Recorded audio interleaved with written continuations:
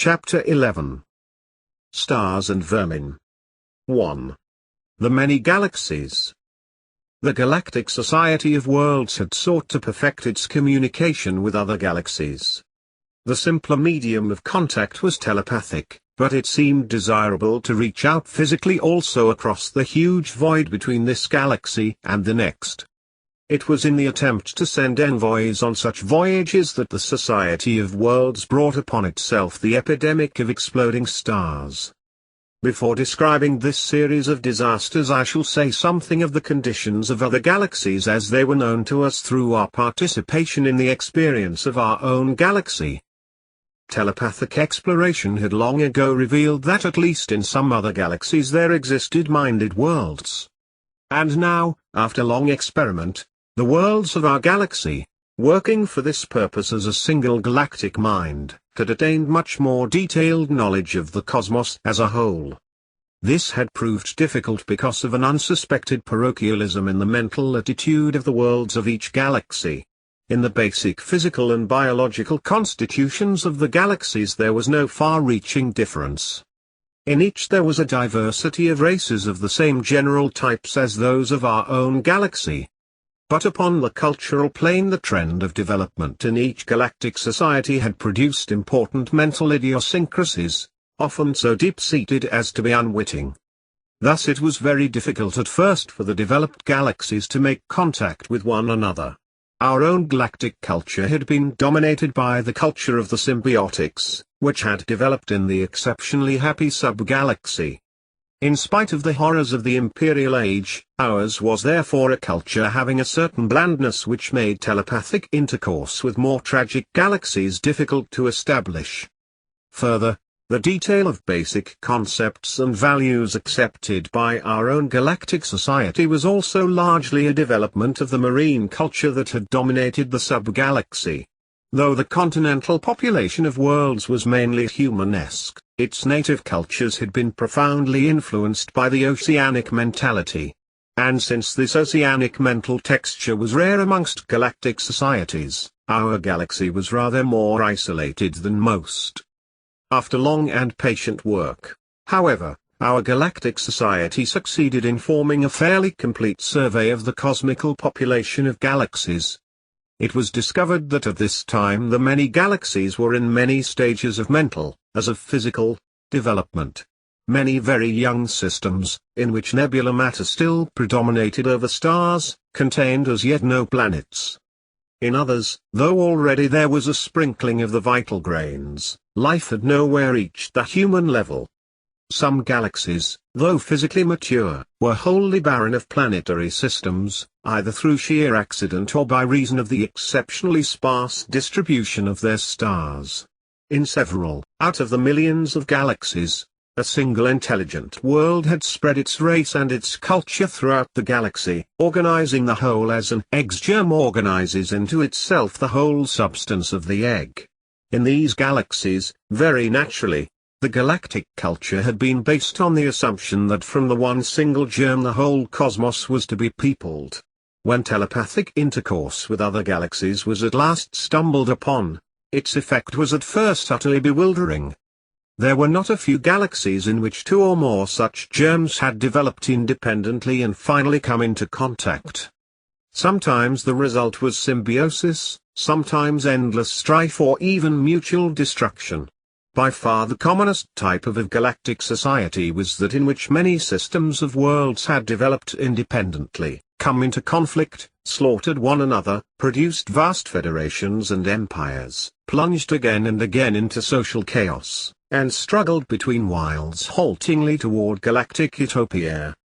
A few had already attained that goal, though seared with bitterness. More were still floundering.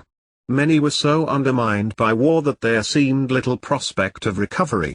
To such a type our own galaxy would have belonged had it not been for the good fortune of the symbiotics. To this account of the galactic survey 2 points should be added. First, there were certain very advanced galactic societies which had been telepathic spectators of all history in our own and all other galaxies. Secondly, in not a few galaxies the stars had recently begun unexpectedly exploding and destroying their girdles of worlds. 2. Disaster in our galaxy. While our Galactic Society of Worlds was perfecting its telepathic vision, and at the same time improving its own social and material structure, the unexpected disasters which we had already observed from afar forced it to attend strictly to the task of preserving the lives of its constituent worlds. The occasion of the first accident was an attempt to detach a star from its natural course and direct it upon an intergalactic voyage. Telepathic intercourse with the nearest of the foreign galaxies was fairly reliable, but, as I have said, it had been decided that a physical exchange of worlds would be invaluable for mutual understanding and cooperation. Plans were therefore made for projecting several stars with their attendant systems of worlds across the vast ocean of space that separated the two floating islets of civilization. The voyage would of course be thousands of times longer than anything hitherto attempted. At its completion many more of the stars in each galaxy would already have ceased to shine, and the end of all life in the cosmos would already be in sight. Yet it was felt that the enterprise of linking galaxy with galaxy throughout the cosmos in this manner would be well justified by the great increase of mutual insight which it would produce in the galaxies in the last and most difficult phase of cosmical life. After prodigies of experiment and calculation, the first attempt at intergalactic voyaging was undertaken. A certain star, barren of planets, was used as a reservoir of energy, both normal and subatomic. By cunning devices far beyond my comprehension, this fund of power was directed upon a chosen star with planetary girdles in such a way as to sway it gradually in the direction of the foreign galaxy. The task of securing that its planets should remain in their true orbits during this operation, and during the subsequent acceleration of their sun, was very delicate, but was accomplished without the destruction of more than a dozen worlds. Unfortunately, just as the star was correctly aimed and was beginning to gather speed, it exploded. A sphere of incandescent material, expanding from the sun with incredible speed, swallowed up and destroyed every girdle of planets. The star then subsided. Throughout the history of the galaxy such sudden effulgence and quiescence of a star had been a very common occurrence. It was known to consist of an explosion of subatomic energy from the star's superficial layers. This was caused sometimes by the impact of some small wandering body, often no bigger than an asteroid, sometimes by factors in the star's own physical evolution. In either case the Galactic Society of Worlds could predict the event with great accuracy and take steps either to divert the intruding body or to remove the threatened world system out of harm's way. But this particular disaster was entirely unforeseen. No cause could be assigned to it. It infringed the established laws of physics. While the Society of Worlds was trying to understand what had happened, another star exploded. This was the sun of one of the leading world systems. Attempts had recently been made to increase this star's output of radiation, and it was thought that the disaster must have been due to these experiments. After a while another and yet other stars exploded, destroying all their worlds. In several cases attempts had recently been made either to alter the star's course or tap its stored energy. The trouble spread. System after system of worlds was destroyed. All tampering with stars had now been abandoned, yet the epidemic of novae continued, even increased. In every case the exploding star was a sun with a planetary system. The normal nova phase, the explosion caused not by collision but by internal forces, was known to occur only in a star's youth or early maturity, and seldom, if ever, more often than once in each star's career. In this late phase of the galaxy far more stars had passed the natural nova stage than not. It would be possible, therefore, to move whole systems of worlds from the dangerous younger stars and settle them in close orbits round the older luminaries. With immense expense of energy this operation was several times performed. Heroic plans were made for the transformation of the whole galactic society by migration to the safe stars, and the euthanasia of the excess population of worlds that could not be thus accommodated. While this plan was being carried out, it was defeated by a new series of disasters. Stars that had already exploded developed a power of exploding again and again whenever they were girdled with planets. Moreover, yet another kind of disaster now began to occur. Very aged stars, which had long since passed the period when explosion was possible, began to behave in an astounding manner. A plume of incandescent substance would issue from the photosphere, and this, as the star evolved, would sweep outwards as a trailing whirl. Sometimes this fiery proboscis calcined the surface of every planet in every orbit, killing all its life. Sometimes, if the sweep of the proboscis was not quite in the plane of the planetary orbits, a number of planets escaped. But in many cases in which the destruction was not at first complete, the proboscis gradually brought itself more accurately into the planetary plane and destroyed the remaining worlds. It soon became clear that, if the two kinds of stellar activity remained unchecked, civilization would be undermined and perhaps life exterminated throughout the galaxy. Astronomical knowledge provided no clue whatever to the problem. The theory of stellar evolutions had seemed perfect, but it had no place for these singular events. Meanwhile, the Society of Worlds had set about the task of artificially exploding all stars that had not yet spontaneously passed through the nova phase. It was hoped thus to render them comparatively safe, and then to use them once more as suns. But now that all kinds of stars had become equally dangerous, this work was abandoned. Instead, arrangements were made to procure radiation necessary to life from the stars that had ceased to shine. Controlled disintegration of their atoms would turn them into satisfactory suns, at least for a while. Unfortunately, the epidemic of fiery plumes was increasing rapidly. System by system, the living worlds were being swept out of existence. Desperate research hit at last on a method of diverting the fiery tentacle away from the plane of the ecliptic. This process was far from reliable. Moreover, if it succeeded, the Sun would sooner or later project another filament. The state of the galaxy was being very rapidly changed.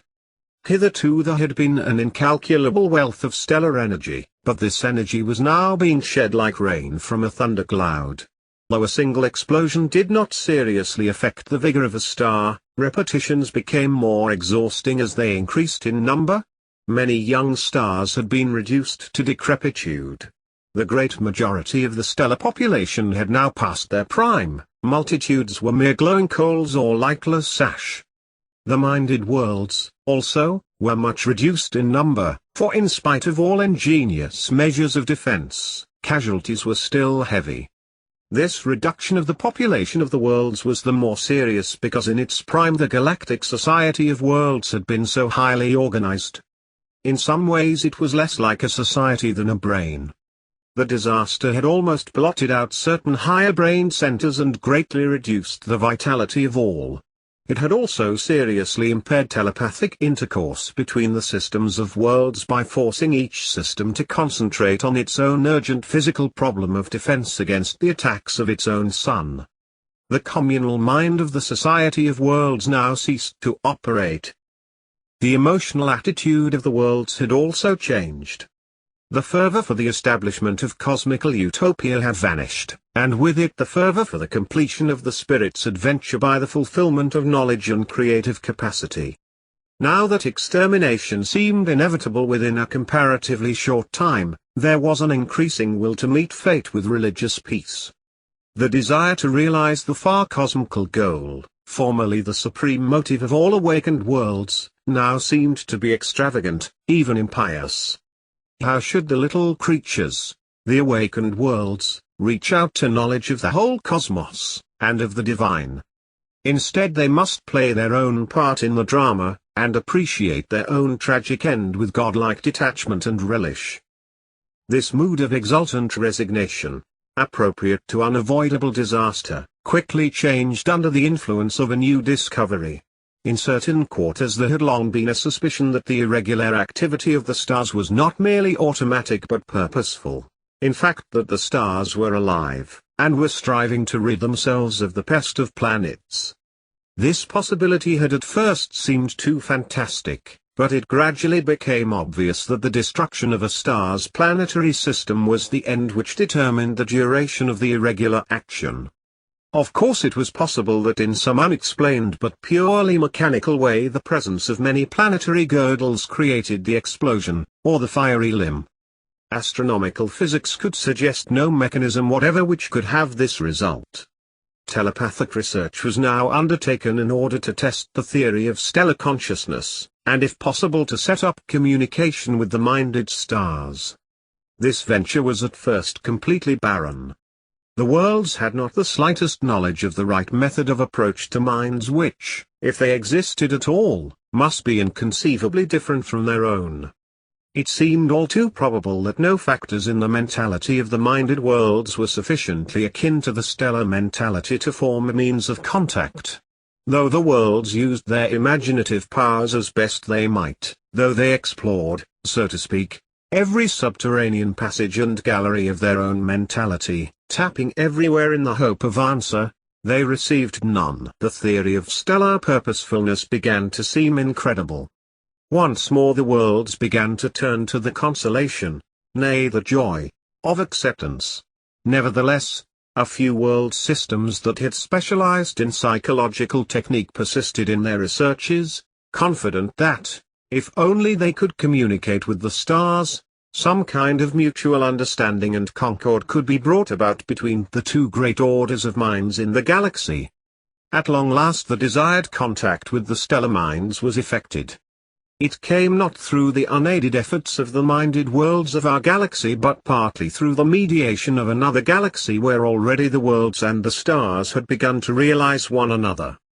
Even to the minds of fully awakened worlds the stellar mentality was almost too alien to be conceived at all. To me, the little human individual, all that is most distinctive in it is now quite incomprehensible. Nevertheless, its simpler aspect I must now try to summarize as best I may, since it is essential to my story. The minded worlds made their first contact with the stars on the higher planes of stellar experience, but I shall not follow the chronological order of their discoveries. Instead I shall begin with aspects of the stellar nature which were haltingly inferred only after intercourse of a sort had become fairly well established. It is in terms of stellar biology and physiology that the reader may most easily conceive something of the mental life of stars. 3. Stars. Stars are best regarded as living organisms, but organisms which are physiologically and psychologically of a very peculiar kind.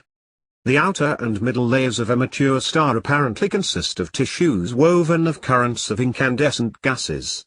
These gaseous tissues live and maintain the stellar consciousness by intercepting part of the immense flood of energy that wells from the congested and furiously active interior of the star. The innermost of the vital layers must be a kind of digestive apparatus which transmutes the crude radiation into forms required for the maintenance of the star's life. Outside this digestive area lies some sort of coordinating layer, which may be thought of as the star's brain. The outermost layers, including the corona, respond to the excessively faint stimuli of the star's cosmical environment, to light from neighboring stars, to cosmic rays, to the impact of meteors, to tidal stresses caused by the gravitational influence of planets or of other stars.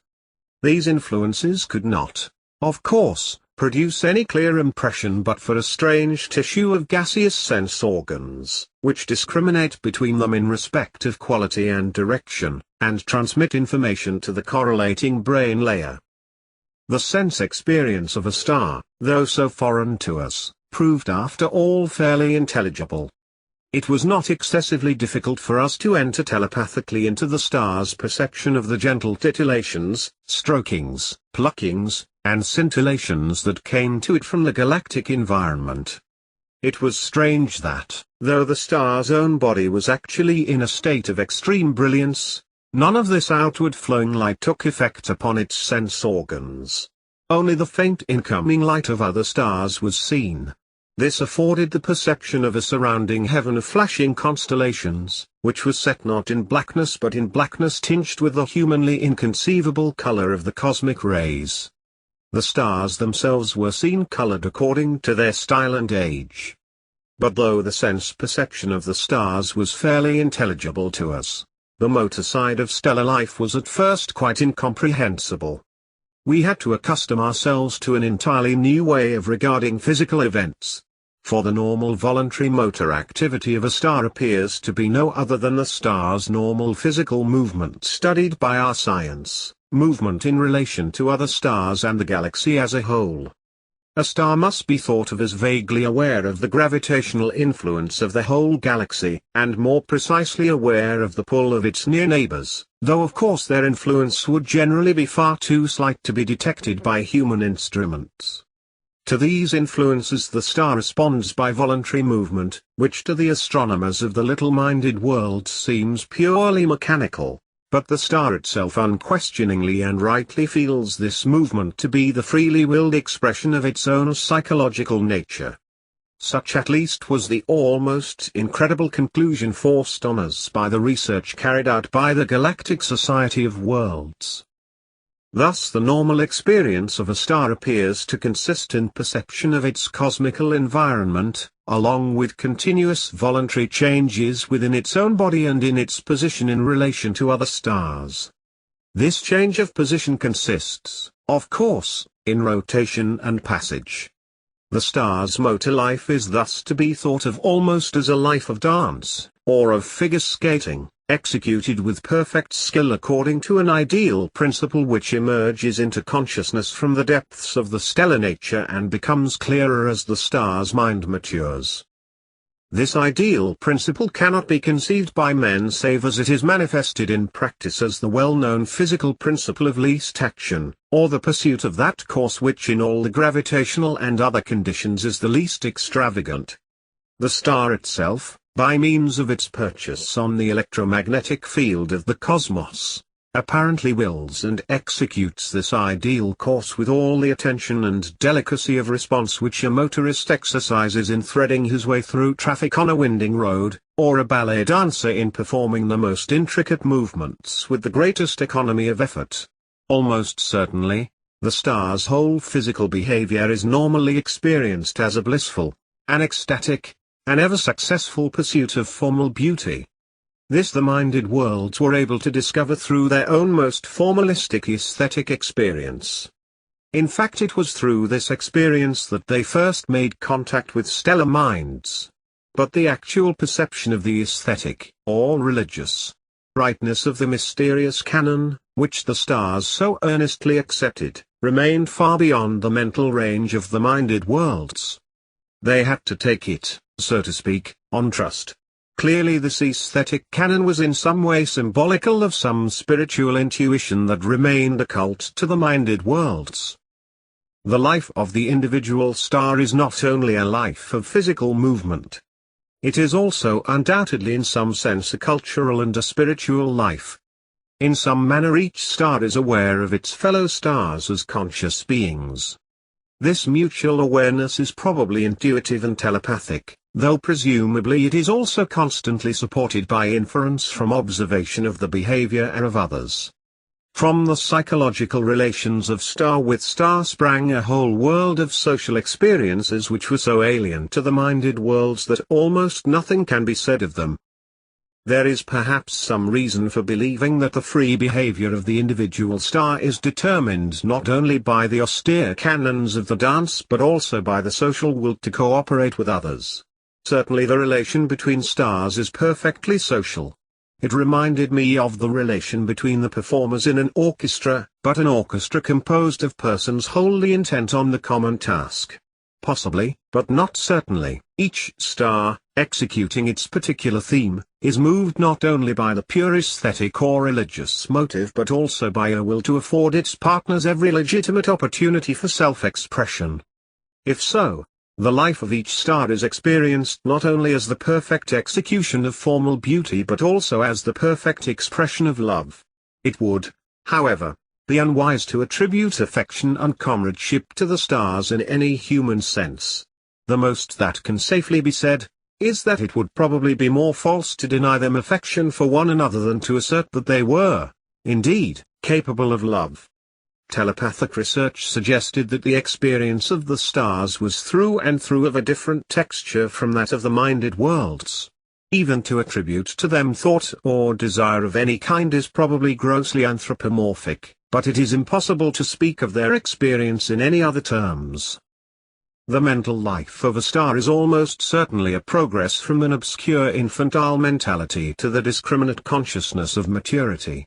All stars, young and old, are mentally angelic, in that they all freely and joyfully will the good will, the pattern of right action so far as it is revealed to them, but the great tenuous young stars, though they perfectly execute their part in the galactic dance, would seem to be in some manner spiritually naive or childlike in comparison with their more experienced elders.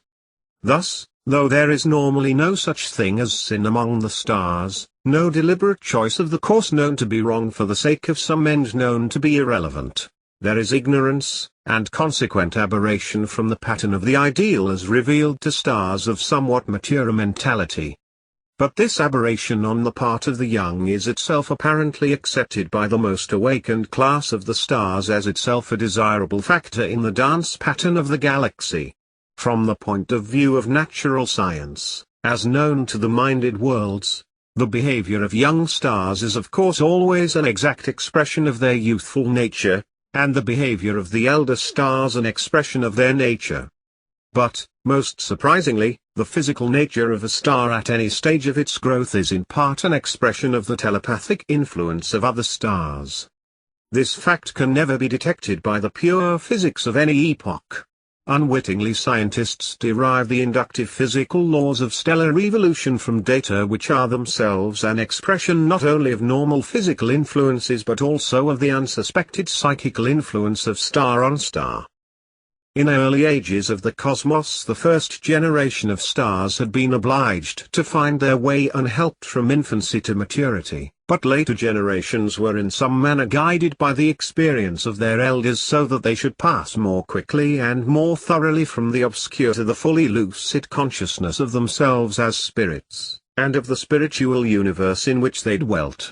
Almost certainly, the latest stars to condense out of the primeval nebula advanced, will advance, more rapidly than their elders had done, and throughout the stellar host it was believed that in due season the youngest stars, when they had attained maturity, would pass far beyond the loftiest spirit in sight of their seniors. There is good reason to say that the two overmastering desires of all stars are the desire to execute perfectly their part in the communal dance, and the desire to press forward to the attainment of full insight into the nature of the cosmos. The latter desire was the factor in stellar mentality which was most comprehensible to the minded worlds. The climax of a star's life occurs when it has passed through the long period of its youth, during which it is what human astronomers call a red giant. At the close of this period it shrinks rapidly into the dwarf state in which our Sun now is. This physical cataclysm seems to be accompanied by far-reaching mental changes. Henceforth, though the star plays a less dashing part in the dance rhythms of the galaxy, it is perhaps more clearly and penetratingly conscious.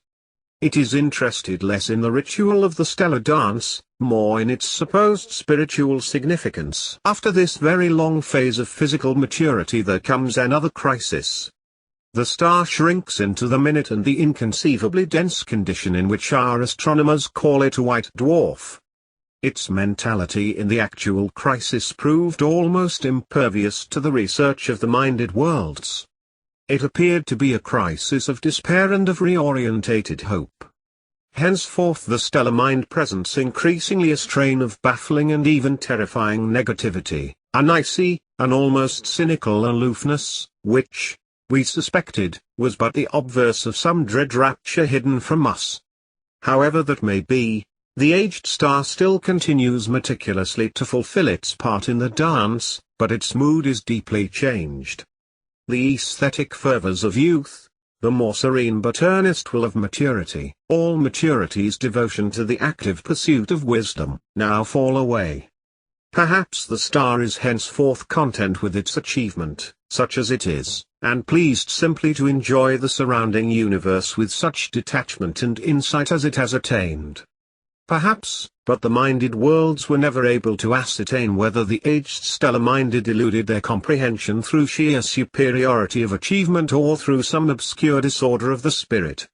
In this state of old age a star remains for a very long period, gradually losing energy, and mentally withdrawing into itself, until it sinks into an impenetrable trance of senility.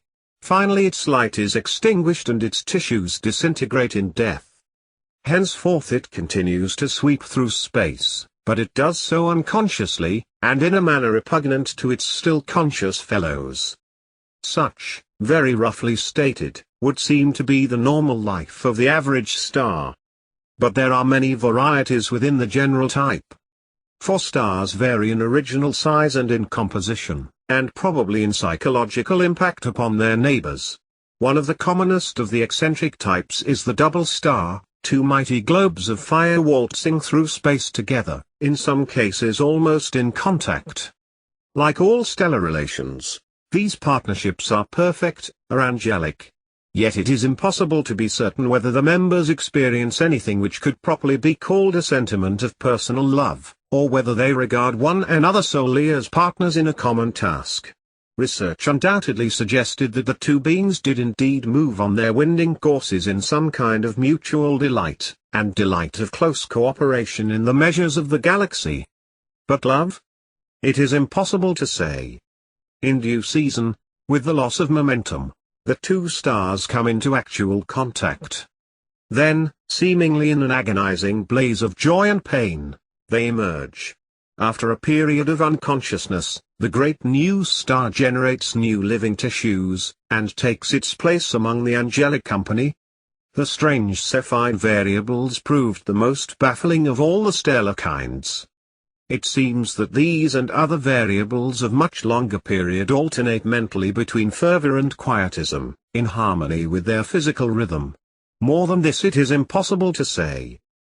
One event, which happens only to a small minority of the stars in the course of their dance life, is apparently of great psychological importance. This is the close approach of two or perhaps three stars to one another, and the consequent projection of a filament from one toward another. In the moment of this moth kiss, before the disintegration of the filament and the birth of planets, each star probably experiences an intense but humanly unintelligible physical ecstasy. Apparently the stars which have been through this experience are supposed to have acquired a peculiarly vivid apprehension of the unity of body and spirit. The virgin stars, however, though unblessed by this wonderful adventure, seem to have no desire to infringe the sacred canons of the dance in order to contrive opportunities for such encounters. Each one of them is angelically content to play its allotted part, and to observe the ecstasy of those that fate has favored. To describe the mentality of stars is of course to describe the unintelligible by means of intelligible but falsifying human metaphors.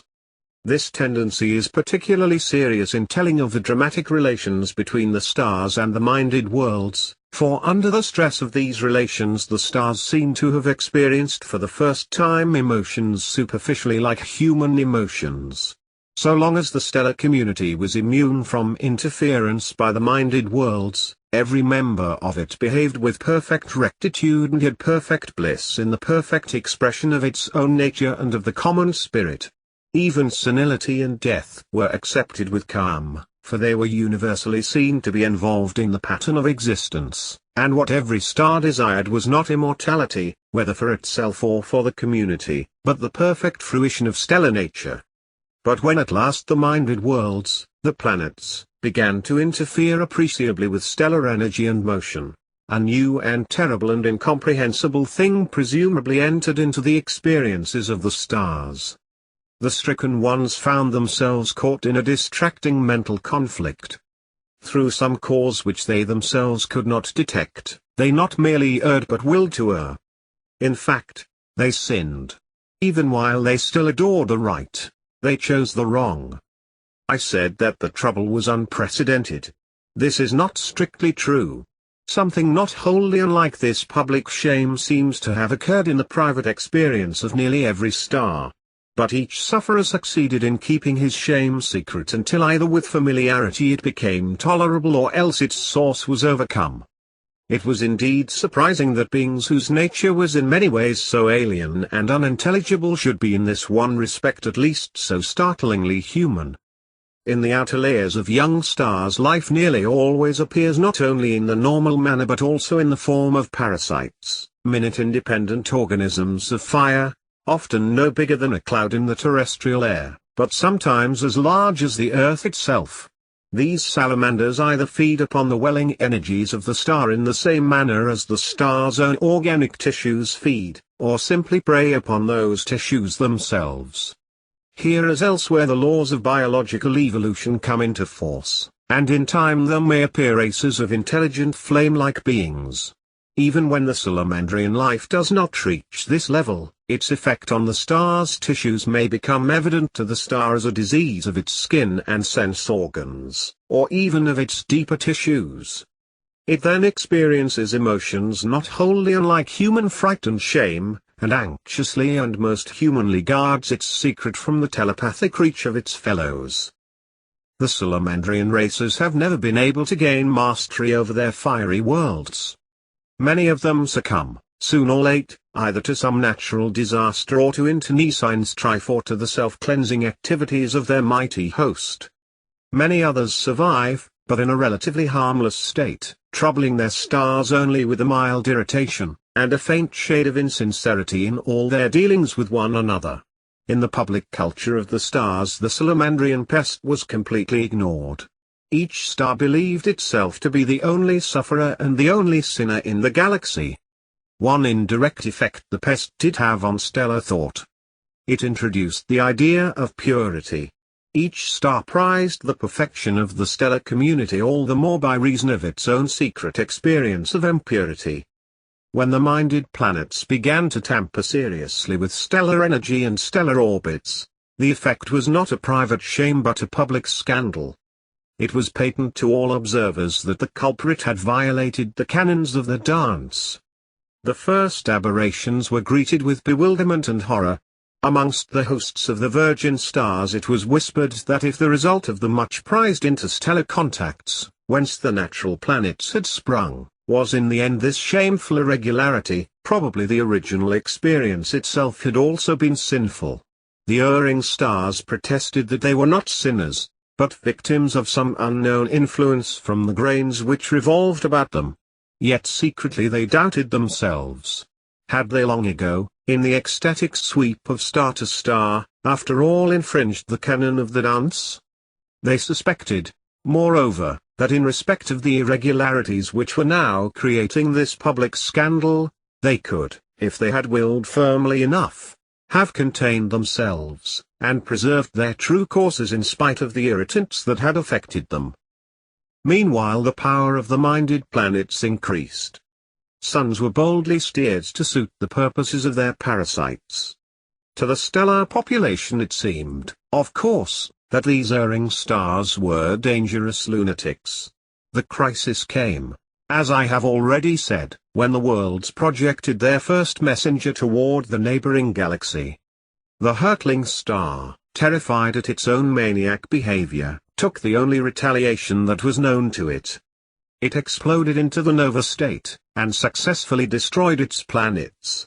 From the orthodox stellar point of view this act was a deadly sin, for it was an impious interference with the divinely appointed order of a star's life. But it secured the desired end, and was soon copied by other desperate stars. Then followed that age of horror which I have already described from the point of view of the Society of Worlds. From the stellar point of view it was no less terrible, for the condition of the stellar society soon became desperate. Gone was the perfection and beatitude of former days. The city of God had degenerated into a place of hatred, recrimination and despair. Hosts of the younger stars had become premature and embittered dwarfs, while the elders had mostly grown senile. The dance pattern had fallen into chaos. The old passion for the canons of the dance remained, but the conception of the canons was obscured. Spiritual life had succumbed to the necessity of urgent action. The passion for the progress of insight into the nature of the cosmos also remained, but insight itself was obscured. Moreover, the former naive confidence, common to young and mature alike, the certainty that the cosmos was perfect and that the power behind it was righteous, had given place to blank despair. 4. Galactic symbiosis. Such was the state of affairs when the minded worlds first attempted to make telepathic contact with the minded stars. I need not tell the stages by which mere contact was developed into a clumsy and precarious kind of communication. In time the stars must have begun to realize that they were at grips, not with mere physical forces, nor yet with fiends, but with beings whose nature, though so profoundly alien, was at bottom identical with their own.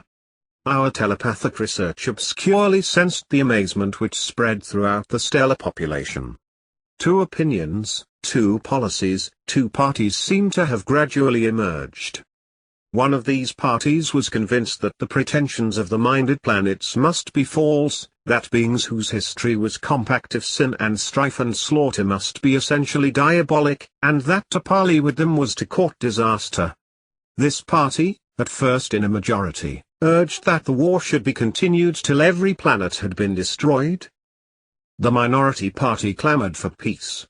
The planets, they affirmed, were seeking in their own way the very same goal as the stars. It was even suggested that these minute beings, with their more varied experience and their long acquaintance with evil, might have certain kinds of insight which the stars, those fallen angels, lacked. Might not the two sorts of being create together a glorious symbiotic society, and achieve together the end that was most dear to both, namely the full awakening of the spirit? It was a long while before the majority would listen to this counsel. Destruction continued. The precious energies of the galaxy were squandered. System after system of worlds was destroyed. Star after star sank into exhaustion and stupor.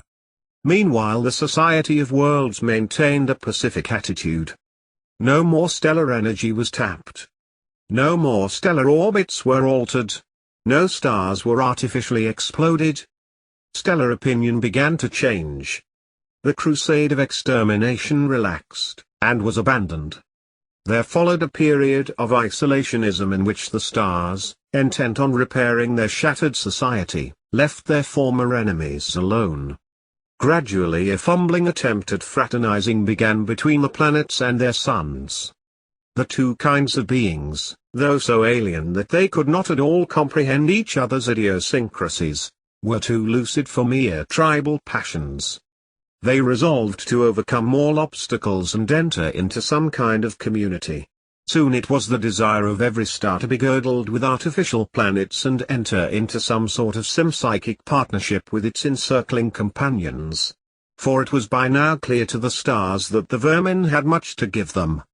The experience of the two orders of beings was in many ways complementary. The stars retained still the tenor of the angelic wisdom of their golden age. The planets excelled in the analytic, the microscopic, and in that charity which was bred in them by knowledge of their own weak and suffering forebears. To the stars, moreover, it was perplexing that their minute companions could accept not merely with resignation but with joy a cosmos which evidently was seamed with evil. In due season a symbiotic society of stars and planetary systems embraced the whole galaxy. But it was at first a wounded society, and ever after an impoverished galaxy. Few only of its million stars were still in their prime. Every possible sun was now girdled with planets. Many dead stars were stimulated to disintegrate their atoms so as to provide artificial suns. Others were used in a more economical manner. Special races of intelligent organisms were bred or synthesized to inhabit the surfaces of these great worlds. Very soon, upon 1,000 stars that once had blazed, teeming populations of innumerable types maintained an austere civilization. These subsisted on the volcanic energies of their huge worlds. Minute, artificially contrived worm-like creatures, they crept laboriously over the plains where oppressive gravitation allowed not so much as a stone to project above the general level. So violent, indeed, was gravitation, that even the little bodies of these worms might be shattered by a fall of half an inch. Save for artificial lighting, the inhabitants of the stellar worlds lived in eternal darkness, mitigated only by the starlight, the glow of volcanic eruption, and the phosphorescence of their own bodies. Their subterranean borings led down to the vast photosynthesis stations which converted the stars' imprisoned energy for the uses of life and of mind. Intelligence in these gigantic worlds was of course a function not of the separate individual but of the minded swarm. Like the insectoids, these little creatures, when isolated from the swarm, were mere instinctive animals, actuated wholly by the gregarious craving to return to the swarm. The need to people the dead stars would not have arisen had not the war reduced the number of minded planets and the number of suns available for new planetary systems dangerously near the minimum required to maintain the communal life in full diversity. The Society of Worlds had been a delicately organized unity in which each element had a special function. It was therefore necessary, since the lost members could not be repeated, to produce new worlds to function in their places at least approximately. Gradually the symbiotic society overcame the immense difficulties of reorganization, and began to turn its attention to the pursuit of that purpose which is the ultimate purpose of all awakened minds, the aim which they inevitably and gladly espouse because it is involved in their deepest nature. Henceforth the symbiotic society gave all its best attention to the further awakening of the spirit. But this purpose, which formerly the angelic company of the stars and the ambitious Society of Worlds had each hoped to accomplish in relation not merely to the galaxy but to the cosmos, was now regarded more humbly.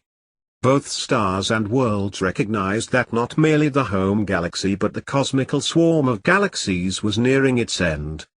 Physical energy, once a seemingly inexhaustible fund, was becoming less and less available for the maintenance of life. It was spreading itself more and more evenly over the whole cosmos. Only here and there and with difficulty could the minded organisms intercept it in its collapse from high to low potential. Very soon the universe would be physically senile. All ambitious plans had therefore to be abandoned. No longer was there any question of physical travel between the galaxies. Such enterprises would use up too many of the pence out of the few pounds of wealth that survived after the extravagance of former eons. No longer was there any unnecessary coming and going, even within the galaxy itself. The worlds clung to their suns. The suns steadily cooled.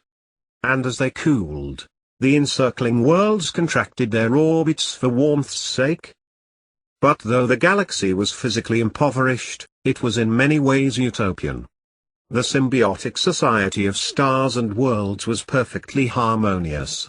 Strife between the two kinds was a memory of the remote past. Both were wholly loyal to the common purpose. They lived their personal lives in zestful cooperation, friendly conflict, and mutual interest. Each took part according to its capacity in the common task of cosmical exploration and appreciation. The stars were now dying off more rapidly than before, for the great host of the mature had become a great host of aged white dwarfs. As they died, they bequeathed their bodies to the service of the society, to be used either as reservoirs of subatomic energy, or as artificial suns, or as worlds to be peopled by intelligent populations of worms. Many a planetary system was now centered around an artificial sun. Physically the substitution was tolerable, but beings that had become mentally dependent on partnership with a living star regarded a mere furnace with despondency. Foreseeing the inevitable dissolution of the symbiosis throughout the galaxy, the planets were now doing all in their power to absorb the angelic wisdom of the stars. But after very few eons the planets themselves had to begin reducing their number. The myriad worlds could no longer all crowd closely enough around their cooling suns. soon the mental power of the galaxy, which had hitherto been with difficulty maintained at its highest pitch, must inevitably begin to wane. Yet the temper of the galaxy was not sad but joyful.